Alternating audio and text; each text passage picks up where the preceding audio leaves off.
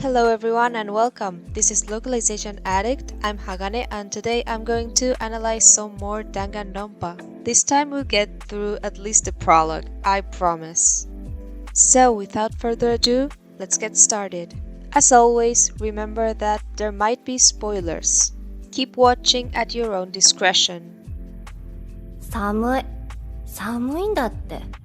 お前らの顔つきも、お前らの言葉も、お前らのやりとりも。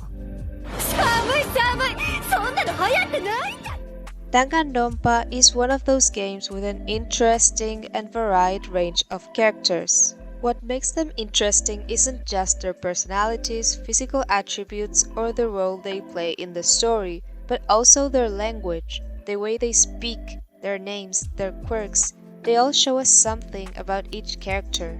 The first character we get introduced to is Makoto Naegi, who's going to be our protagonist. His name is written like this.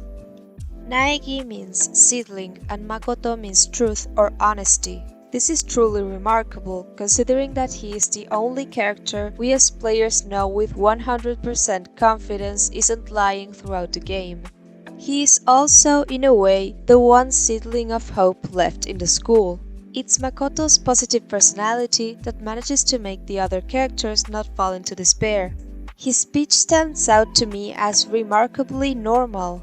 He pretty much speaks like any normal person would, something that, at least for this series, is quite rare. This is a strategy made by the author to make a statement about his personality. They're saying, hey, this guy is as average can get. He's the owner of truth and a seedling of hope. He also shows his normalness in the fact that he browses the internet's most famous keijiban or board forums, like in this scene. These forums are pretty interesting to look at from a translator's point of view, but that's a story for another video. Let's see how the English localization handled this. The name is the same, which is to be expected. Changing the characters' names is generally frowned upon nowadays, although it used to be commonplace in the 90s. In English, we can see that he speaks in a casual, laid-back way, which reflects the same feeling as the original Japanese. I think Makoto's speech is probably the easiest one to reflect onto English since he just talks like a normal person would. For example, let's look at his self-introduction. Before we go any farther, I guess I should introduce myself. My name's Makoto Naegi. Although making a big deal about self-introductions is more common in Japan than in the West, we can still appreciate the casualness of these sentences in a few places. Our first indicator would be the phrase I guess, which is a pretty casual phrase. It doesn't fulfill much of a purpose within the text except to show the register of the character's speech.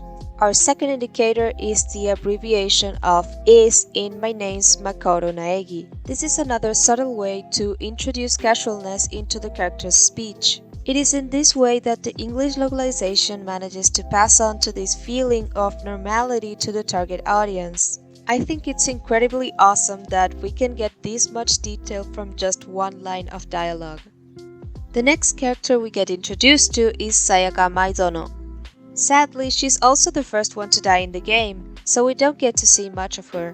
Her name means something along the lines of Bright Dance Garden in Japanese. This makes sense considering she's an idol. She dances and she has to shine on the stage. In Japanese, she speaks in teinego or polite language. This means that she is portrayed as a timid, polite figure. This is related to the Japanese model of traditional beauty or Yamato Nadeshiko, a woman with fair skin and long black hair who is quiet, servile, and reserved. This is what she represents within the story. She's that kind of ideal, and it shows in the way she speaks in a distant but polite manner. This is honestly quite a difficult tone to convey in English, and I think the localization did what it could with the tools available. She's more friendly and less reserved in the English text, as we can see in her self-introduction. Hi, I'm Sayaka Maizono.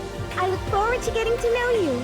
This doesn't look particularly distant or reserved, but then again, we can only do so much considering that English doesn't have the different levels of formality that Japanese does. All in all, I think the character's English speech fits her character as well as it can. After that, we get introduced to Leon Kuwata. which by the way means smart mulberry field, which is a pretty fitting name considering that he has red hair. He is the first Kuro or whodunit. This means that we get to see very little of him, like in the case of Sayaka. However, the way that he speaks in Japanese is actually quite interesting. He speaks using a lot of slang, using very casual phrases with what was at the time young people speak. This is one of the hardest things to translate, since you have to be quite knowledgeable about the kinds of slang that people are using these days in both languages. And as introverts, a lot of us in the translating world might be out of touch with that kind of thing. Let's look at his introduction.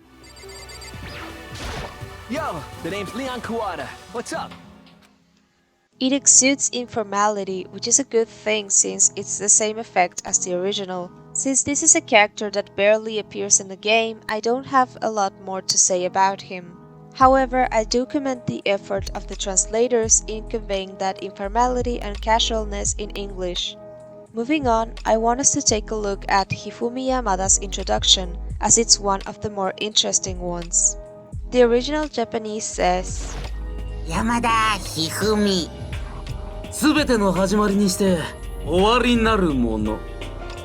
二つ名の方で読んでいただいても構いませんぞ。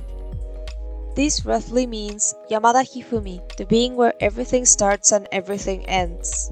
What makes this interesting is that the being where everything starts and everything ends part is a reference to an older game, and one of my favorite games, called Xenogears. It's the name of the last chapter in the game, and it's a nice touch that the translators were able to track back that reference and translate it like it was in Xenogears. I am the Alpha and the Omega, which is actually a quote from the Bible that God says in the book of Revelation. Hifumi really do be calling himself a god in what is probably the most convoluted way possible to do so though. Another character with an interesting way of talking is Sakura Ogami. Her dialogue in Japanese has certain quirks which make it quite clear that she is a fighter, more specifically a Japanese fighter. One of the ways she shows this is with her first and second person pronouns. In Japanese, these are major factors in determining a character's personality and identity. There are as many first and second person pronouns as there are personality types pretty much. For example, Sakura uses the second person pronoun onushi, which is pretty much the trademark of how fighters, and especially samurai, speak. She also uses the first person pronoun ware, which is characteristic of people in power like monarchs or commanders. This establishes Sakura's character as that of a fierce, imposing warrior in a position of power. This is pretty much lost in the English localization, or at least in text. However, the voice actor did a great job at keeping the same tone as it is in the original Japanese version. When talking of interesting Danganronpa characters, there's one in particular who takes the cake, Junko Enoshima, or who we think is Junko Enoshima at the beginning. In Japanese, she's a stereotypical Gyaru, a type of urban tribe characterized by tan skin, big hair and rebellious outfits that arose in the 70s and continues to be a thing even today, although the aesthetic has changed quite a bit since then. In English, she is described as the ultimate fashionista. Despite this not being a perfect describer, it fits the context appropriately considering the target audience at the time was probably not all that familiar with this kind of Japanese subculture.